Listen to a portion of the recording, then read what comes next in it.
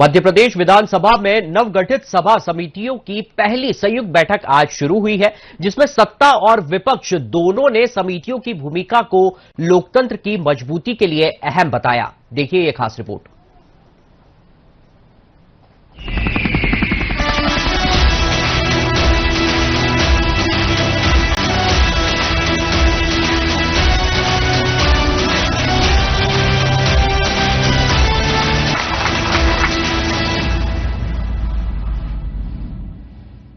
विधानसभा अध्यक्ष नरेंद्र सिंह तोमर की अध्यक्षता में आयोजित इस बैठक में मुख्यमंत्री डॉक्टर मोहन यादव, संसदीय कार्य मंत्री कैलाश विजयवर्गीय और नेता प्रतिपक्ष उमंग सिंगार समेत सभी समिति सभापति और सदस्य मौजूद रहे।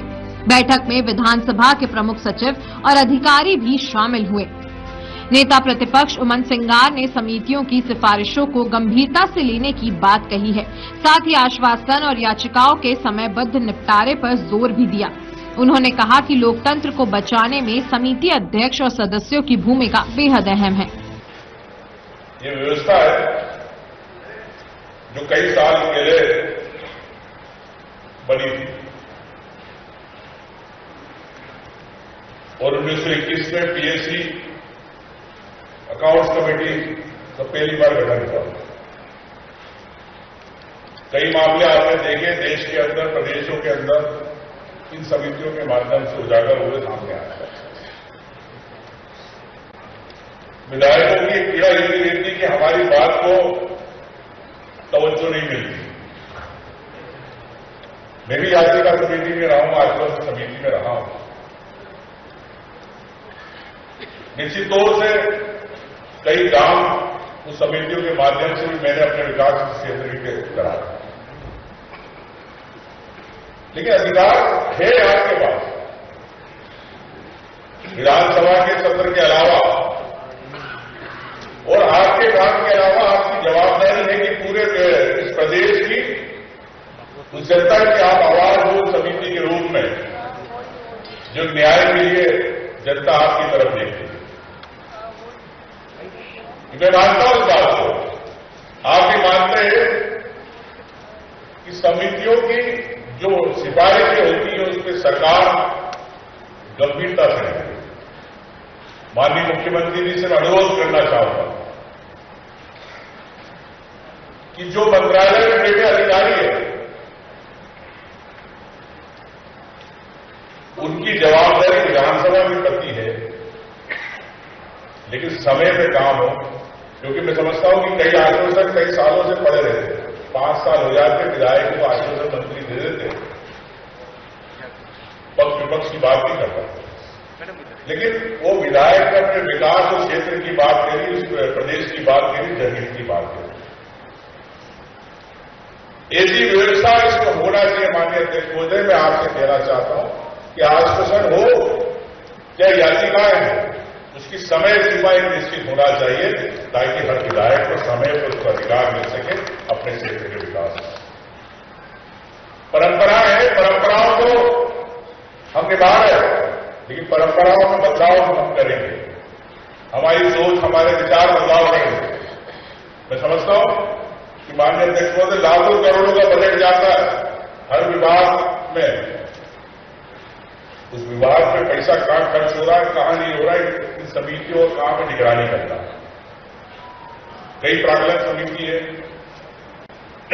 इस प्रकार की समितियां जो समय समय पर रहती है। और मैं तो सीधा ये कहना चाहता हूं कि इस लोकतंत्र को बचाने के लिए, इस व्यवस्था को बचाने के लिए समितियों की सदस्य, अध्यक्ष, उनकी विशेष जवाबदारी है। आप निर्भीक है तो मैं तो आपको ये कह सकता हूं कि आप भले मंत्री नहीं है, कैबिनेट मिनिस्टर, लेकिन आप अध्यक्ष हैं तो फिर भी कैबिनेट मिनिस्टर के बराबर काम करा सकते हो। कुछ चीजें ठीक है, पक्ष विपक्ष के दबाव होते हैं, लेकिन जहां जनहित वाले मुद्दे हैं जिसमें किसी की व्यक्तिगत छवि को नुकसान नहीं हो रहा, जिससे सरकार को आप सुझाव दे सकते हो, अगर आपकी पार्टी की ऐसा सरकार है, भाजपा की सरकार है, अगर उससे समिति के माध्यम से फायदा हो तो मैं समझता हूं कि उसको 2 साल 5 साल इंतजार नहीं करना चाहिए, उन सिफारिशों को तत्काल काम होना चाहिए। क्योंकि समिति में सब है, पक्ष विपक्ष है और उनकी सोच होती है इस लोकतंत्र को बचाने के लिए और विकास के लिए। निश्चित तौर से सशक्त प्रणाली है और मैं इतना भी कह सकता हूं कि आपके हाथ में इतिहास बनाना है, आपके हाथ में इतिहास बनाना है, तथ्य आपके हाथ में, जिम्मेदारी आपके हाथ में है। लेकिन आप अगर चाहते हैं कि आने वाले समय में आने वाली पीढ़ी हमें याद रखे तो इतिहास आपको समितियों का बनाना पड़ेगा, यही मैं कहना चाहता हूं। वहीं संसदीय कार्य मंत्री कैलाश विजयवर्गीय ने कहा कि विधानसभा जितनी महत्वपूर्ण है उतनी ही अहम इसकी समितियां भी हैं। लोकतंत्र में लोकसभाओं का गठन हुआ तो लोकसभाओं का जब गठन हुआ तो लोकसभाओं के ऊपर बहुत सारी जवाबदारी, इतनी सारी जवाबदारी हो गई कि 365 दिन लोकसभा चले तो भी कम, इतना काम एक रास्ता खोजा गया कि लोकसभा की जवाबदारी को कम करने के लिए क्या किया जाए। तो उस समय के तत्कालीन विद्वानों की बैठकें हुई अनेक बार और उसमें यह तय किया कि समिति बनाई जाए, समितियों को उनको जवाबदारी दी जाए और समिति अपनी रिपोर्ट सदन में पेश करे और वह रिपोर्ट को लोकसभा का निर्णय माना जाएगा। और इसीलिए जो कमेटियां हैं इनका महत्व बहुत है। जो महत्व विधानसभा का है वही महत्व कमेटी का है। आप इसको बहुत सामान्य कमेटी मत मानिए। आप यदि किसी कमेटी के अध्यक्ष हैं तो मान के चलिए कि आप विधानसभा के अध्यक्ष हैं, आप श्री नरेंद्र सिंह तोमर की कुर्सी पर बैठे, क्योंकि आप जो रिपोर्ट प्रस्तुत करेंगे वो आप पटल पर रखते हैं और वो प्रतिवेदन वो विधानसभा का प्रतिवेदन हो जाता है। फिर आपकी कमेटी का प्रतिवेदन नहीं होता, जब वो आ जाता है तो विधानसभा की प्रॉपर्टी हो जाती है। तो आपके नेतृत्व में बनाए लिए गए निर्णय तो विधानसभा के निर्णय, और इसलिए मैं पिछली बार माननीय अध्यक्ष जी से और इसके पहले एपीसी साहब से उससे मैंने पूछा था कि कमेटियों की क्या हाल है, तो बोले बहुत स्लो गति है। फिर हम लोगों ने तय किया कि एक बार बैठ के सब कमेटी के लोगों से एक बार चर्चा करना चाहिए कि इस कमेटी को आप बहुत छोटा नहीं समझते, बड़ा महत्वपूर्ण कमेटी होगी। मैं जब पहली बार विधायक बनाया था तो उस वक्त मोतीलाल जी वोरा, अब देखिए कितना जबरदस्त हमारे यहाँ लोकतंत्र की व्यवस्था है। उसमें लोक लेखा समिति के अध्यक्ष मोतीलाल जी वोरा, तो मैं भी इस कमेटी का सदस्य हूँ। काम हो तब कितना काम पहले काम करते हैं तो उप कमेटी बना देते हैं और उसकी चेयरमैनशिप कैलाश जी करेंगे। मेरा अनुभव था, पहली बार हो गया। फिर मैंने समझा सब अधिकारियों से मिलकर और जिस कंडीशन पे चर्चा हुई थी उस कंडीशन पर बड़ा अध्ययन करके आकर हमने अधिकारियों की खाट खड़ी कर दी। ये कमेटियां जो होती है ना, ये बहुत महत्वपूर्ण होती है। इसको महत्व को आप लोग कम कर सकते हैं और आप लोग बढ़ा सकते हैं। तो ये एक बात बता दूं मैं कि आपकी रिपोर्ट को सरकार भी गंभीरता से लेती है। अभी मैंने पिछले दिनों मेरे विभाग की आश्वासन समिति की रिपोर्ट का अध्ययन किया और मैंने हमारे एसएस को कहा कि आश्वासन समिति की रिपोर्ट को देखिए आप मेरा काम करके लाइए। उन्होंने कहा 95% आश्वासन हमारे पूरे हो गए, 5% बाकी है, वो भी हो जाएगा। हर मंत्री यदि अपने अपने विभाग के आश्वासन समिति की रिपोर्ट को पढ़े, अध्ययन करें, उसके बाद अपने विभाग को निर्देश दें, ये बहुत ज्यादा जरूरी है। और आप लोग इसको बहुत छोटा काम मत समझिए कि यार क्या कमेटी नहीं, ये कमेटियां बड़ी महत्वपूर्ण है। उतनी ही महत्वपूर्ण है जितनी की विधानसभा। हमारे आप तो कुछ भी लगाए जा सकते हैं कि ब्यूरोक्रेसी बहुत खाली, ब्यूरोक्रेसी सुनती नहीं सुनती, सुनना पड़ता है उनको। या आपके निर्णय में जरा सा आप एक निर्णय ऐसा दे दें। मुझे याद है विशेषाधिकार समिति की एक बैठक में, उस समय उमंग जी नहीं थे, विधायक जगदीश जी थे। जब सागर के कलेक्टर एसपी थे, उन्होंने हमारे विधायक के साथ बदसलूकी की और उसके बाद उस एसपी को प्रताड़ित किया गया। तो दिग्विजय सिंह जी ने जाकर पर्सनली हम लोगों से बात की, नहीं तो उसको विधानसभा में कटघरे में खड़ा होना पड़ा। माननीय मुख्यमंत्री जी ने कहा कि देखिए, किसी अधिकारी के जीवन में बहुत बड़ा लाभ लग जाएगा, ये ऐसा मत करिएगा। मुझे आपसे हाथ जोड़ के दिग्विजय सिंह को अनुनय विनय करने में बहुत मास्टर थे। उन्होंने हमारी कमेटी से कहा कि नहीं, बिल्कुल मत करिए ये बात, आप मेरे को कटघरा खड़ा कर दीजिए, बाकी उसको मत करिए। आखिर में उसका मैसेज एक पूरी वीडियो में से ऐसा गया कि लोगों ने अपने व्यवहार के बारे में सुधार किया। विशेषाधिकार समिति आपके अधिकारों की सुरक्षा का ध्यान रखती है और इसलिए विशेषाधिकार समिति के अध्यक्ष का दायित्व है कि वो हर 15 दिन में 10 दिन में बैठ के हमारे विधायक की शिकायत को सुने।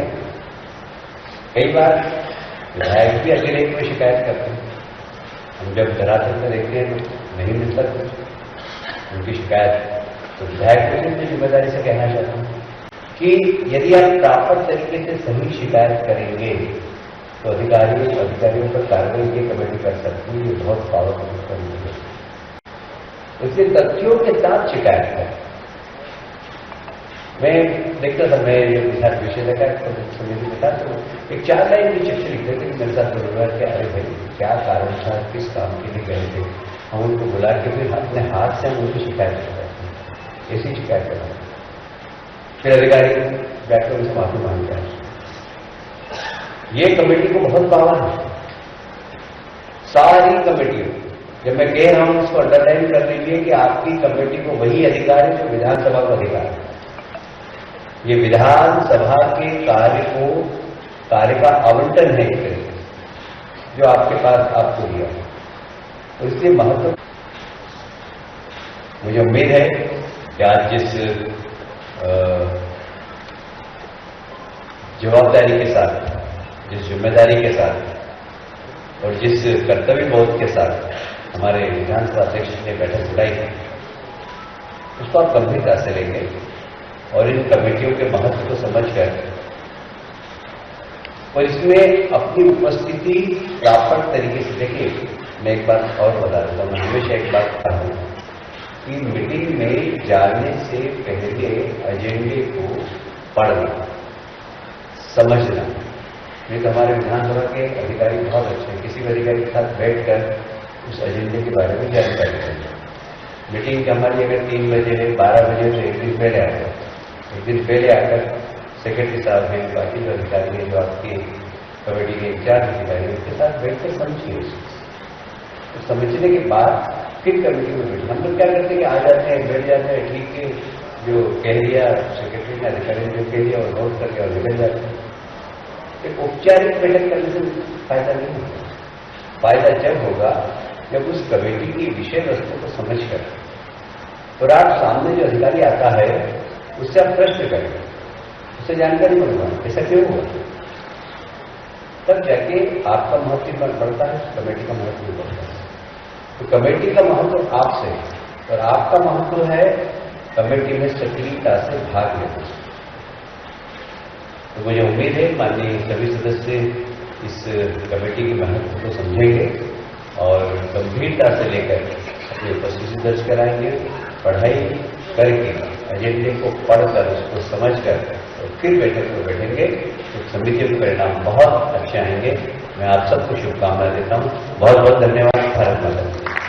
और समितियों को इतनी गंभीरता से लेना चाहिए। इस विषय में माननीय विधानसभा अध्यक्ष ने सभी समिति के सदस्यों का आज आग्रह किया था कि आप आए और हम लोगों ने उनसे चर्चा की कि समितियों में काम करना, समितियों की रिपोर्ट विधानसभा में प्रस्तुत करना। जब एक बार कोई समिति अपनी रिपोर्ट बनाती है तो वो प्रॉपर्टी विधानसभा की हो जाती है। यदि सरकार को उसमें सलाह होती तो हम सरकार को भेजते हैं, सरकार उस पर कार्रवाई करती है। इसलिए समितियों का बड़ा महत्व है और इस महत्व को सभी सदस्य समझें। ये इस आज की बैठक का थीम है। मुख्यमंत्री डॉक्टर मोहन यादव ने कहा कि समितियों के माध्यम से जनप्रतिनिधियों को अपने अधिकारों के प्रति सजग होने का अवसर मिलता है और विधानसभा अध्यक्ष सभी को काम में पूरी तरह जुटने के लिए प्रेरित करते हैं। सच में विधानसभा के माननीय सभी सदस्यों के अधिकारों के लिए ये जो समितियों के माध्यम से हमको हमारे अधिकार संपन्न होने का एहसास भी होता है और कई प्रकार के कार्य को कराने के दरमियान प्रशासकीय अनुभव का भी यही अनुभव होता है, जिसके बलबूते पर हम अपने इन सारे कामों से जो एक तरह से विधायिका में दिए गए उन कामों को विधान से करने की एक हमको मौका भी मिलता है, अनुभव भी मिलता है और खुद का कॉन्फिडेंस भी डेवलप होता है। ये बात सही है, कभी कभी हमारे अपने अधिकारों को लेकर के भी जो सजगता की आवश्यकता वो सजगता के साथ हम काम करते हैं, लेकिन यही बात सही कि हम इस सजगता के साथ अपनी तत्परता को मिलाकर के अगर विधानसभा के इस सारी समितियों में सक्रियतापूर्वक भाग लेते हैं और कितना अच्छा लगता है कि जब हम अपने राज्य के अलावा भी दूसरे राज्यों में जा करके भी उनके अपनी समितियों के काम को समझने का, देखने का, हमारे पूर्ववर्ती और विधानसभा के अपनी लाइब्रेरी में जाकर सारी समितियों के माध्यम से किए गए कामों के बलबूते पर जब भागीदार बनते तो अच्छा लगता है। हम सब सौभाग्यशाली, हमारे माननीय विधानसभा अध्यक्ष विधानसभा के भी, लोकसभा के भी और लंबे समय से हमने से कई लोग उनके इस गुण के भी कायल हैं, जब वो लगातार इस अपनी संसदीय कार्य के माध्यम से सबको इसी प्रकार से काम में लगातार डूबने के लिए प्रेरित करते हैं। हमारे लिए ये सौभाग्य की बात है। इसी साल हमने विशेष सत्र में भी वो देखा और ये आग्रह करने के साथ कि पक्ष हो या विपक्ष हो, फ्लोर पे बोलना, अपनी बात रखना, हमारे द्वारा ये जो सकारात्मक संदेश गया है, सच में नेता प्रतिपक्ष का भी धन्यवाद देना चाहूंगा कि हमारे लिए ये जो बीता सत्र है, इस सत्र से करीब करीब हमने अपनी अपनी धारा, हमको आलोचना का भी स्वागत करना चाहिए। सरकार के होने के नाते से, मुखिया होने के नाते से कई बार ऐसी चीजें भी हमको सकारात्मक आलोचना से कई सही दिशा में जाने की मदद करती है। ऐसे में समितियों के माध्यम से भी बड़ी संभावना है, बहुत अच्छी बात है। लेकिन कभी कभी जरूरत से ज्यादा भी अपने दायरे से बाहर भी कई लोग जो बात कर देते हैं, ऐसे में वो बड़ा अटपटा भी लगता है कि ये जो कई सारी चीजों को हम अभी किस दायरे में समझ रहे हैं। मुझे इसमें ध्यान में आता है कि आपकी प्राक्कलन समिति में अगर बजट का सही अनुमानों का विश्लेषण करते हैं, अनावश्यक खर्चों को कम करने की बात करते हैं, तो सबकी बेहतरी के लिए इसमें अच्छी बात है। इसलिए हम अगर विश्लेषण के माध्यम से बजट अनुमान में कहीं गलती हो रही तो उसको ध्यान भी देना चाहिए। इसमें योजनाओं की कार्यकुशलता पर भी बात होती है और कार्यकुशलता के आधार पर हमारी सारी योजनाओं के फलीभूत होने का अवसर मिलता है। ऐसे लोग उपक्रम समिति और समितियों के बारे में बताने की जरूरत नहीं है, लेकिन हर एक समिति हमारे पास में कभी कभी समिति मतलब विशेषाधिकार समिति के जाके दिमाग लग जाता है, तो ये भी गलती हो जाती है। विशेषाधिकार समिति तो है, लेकिन विशेषाधिकार समिति की बहुत आगे की कहानी है। अभी तो हमको अपने अधिकार संपन्न होने के साथ हमारे विकास के परक कौन कौन से मार्ग हो सकते हैं, उस पर हम चलेंगे तो आनंद आता है। इसलिए सरकारी आश्वासन समिति के बारे में माननीय संसदीय कार्य मंत्री ने कहा, कई बार ये बात भी सही है कि हम अपने उन आश्वासनों को विभागवार भी दिखवाते हैं। और ये मैं आपसे भी कहना चाहूंगा कि हमने हर सत्र के पहले अधिकारियों को लेकर बैठ करके विधानसभा के दरमियान दिए गए आश्वासन, उनके विधायकों द्वारा रखे गए विषय और एक सत्र से दूसरे सत्र के बीच में हुई सारी प्रकार की पीछे के काम के आधार पर अगली दिशा बनाने का प्रयास करते हैं। तो समिति में दिए गए विचारों पर निश्चित रूप से सब प्रकार से बढ़ने का प्रयास करते हैं। लेकिन ये बात सही है कि हमारे पास में कार्य के संचालन के नियम बनाना, संशोधित करना, सदन की कार्रवाई को व्यवस्थित रखना, ये भी अपेक्षित करते हैं। लेकिन यही चूक हो जाती है हमारे पास में उन सारी बातों को थोड़ा सा अगर ये क्रमबद्ध करेंगे तो बहुत अच्छा रहेगा। और खासकर कार्यमंत्रणा समिति के माध्यम से सदन के कार्यों का समय पर निर्धारण कराना, विभिन्न विषयों के आधार पर करना, और अब धीरे धीरे करके हमारा ये परिपक्वता का एक अच्छा माहौल बन रहा है। इसके कारण से और भी ऐसे मौका आए हैं। अब तो और सौभाग्य की बात, अभी इसी महीने 33% आरक्षण बहनों को मिलना हमारे लिए सौभाग्य की बात है। माननीय मोदी जी के माध्यम से ये हमारा एक नए दौर का, नए प्रकार का लोकतंत्र का मौका आ रहा है। जब हम ये देखेंगे कि हमारे, अगर इसको केवल हमारे संसदीय जीवन में देखें, हमारे देश के लोकतंत्र में देखें, तो आप पूरे पश्चिम एशिया और एशिया से लेकर विश्व की परिस्थिति में ध्यान दिलाएंगे। सब तरफ ध्यान में आए कि कहाँ हमारा कितना खूबसूरत लोकतंत्र है, कहाँ हम कितने उदार भाव से कहाँ सोच रहे हैं, लेकिन अगल बगल में क्या हो रहा है। और अब तो वो नए दौर में जा रहा है। कभी कभी ये डरावना दृश्य भी हो सकता है कि हमने सेना को तो सेना से लड़ते देखा है, लेकिन नेताओं को घर पे मरते देखना, ये भी नए दौर का समय आ गया है। युद्ध का एक नया दृश्य आने वाले लोकतंत्र को कहाँ ले जाके खड़ा करेगा। कई चुनौतियां भी आ रही हैं, इसलिए इसको वैश्विक परिदृश्य में भी लोकतंत्र की खूबसूरती के नाते से देखना चाहिए। और मुझे इस बात का गर्व है, हम सबको गर्व है, हमारा नेतृत्व माननीय मोदी जी के नेतृत्व में भारत की लोकतंत्र की खूबसूरती भी दुनिया देख रही है कि हमारे अपने इस सारी बातों के साथ लोकसभा के समय में भी, ऐसे विभिन्न प्रकार के चुनौती वाले समय में भी जो देश के लिए जरूरी है वो एजेंडे के विषय भी आ रहे हैं। और उस एजेंडे का विषय में कई प्रकार की चुनौतियों के बीच पुराना अगर अपन समय देखें तो हमको मालूम है भगवान राम के मसले से लेकर के लोकसभा से लेकर देश के अंदर क्या हाल होता था, लेकिन लोकसभा के अंदर भी, लोकसभा के बाहर भी सुप्रीम कोर्ट ने निर्णय दिया, पूरे देश में शांतिपूर्वक हमारे उस सुप्रीम कोर्ट के निर्णय को माना भी। तो ये परिपक्व होता हुआ लोकतंत्र का जो वर्तमान का स्वरूप है, निश्चित रूप से वो हमारे संसदीय जीवन से आता है। मैं सभी माननीय अध्यक्षगण, उनकी सभी सदस्यगणों को भी अभिनंदन करता हूं और सकारात्मक आधार सरकार आपके सभी प्रकार के सुझावों के साथ माननीय विधानसभा अध्यक्ष ने जो आपको शक्ति संपन्न करके इस विधानसभा की समितियों के माध्यम से दायित्व दिया, मैं सबको शुभकामना देता हूं, बधाई देता हूं। उम्मीद करता हूं कि आपका सबका सफल कार्यकाल हमारे विधायकी कार्यकाल को स्वर्णिम बनाएगा। पुनः आपका वंदन, अभिनंदन, बहुत। विधानसभा अध्यक्ष नरेंद्र सिंह तोमर ने भावुक अंदाज में कहा कि विधानसभा मां के समान होती है और समितियां समस्याओं की गहराई से परीक्षण का माध्यम है। उन्होंने समितियों को विधानसभा का लघु स्वरूप बताया है। विधानसभा की ओर से हृदय से बहुत बहुत स्वागत करता हूं, बहुत बहुत अभिनंदन आपका करता हूं। हम सब विधानसभा के सदस्य हैं और विधानसभा के सदस्य हों यह अधिकार जनता को लोकतंत्र के कारण मिला है और देश को लोकतंत्र किसी ने प्लेट में रखकर हमें नहीं सौंपा। यह आजादी हमारे पूर्वजों के बलिदान के परिणाम स्वरूप लहू से सनी हुई हमको प्राप्त हुई।